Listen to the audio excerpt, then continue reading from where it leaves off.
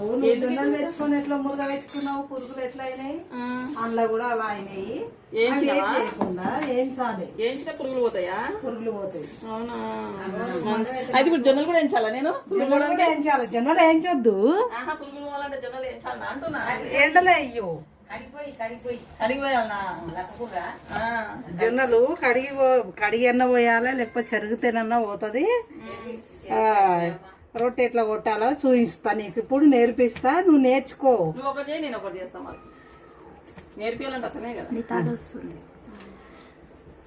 చెరుగు వాడు చెరుగు నాకు దీనికి రాదు మరి. ఇది అది అక్కడ ఆఫ్ చేసినావా?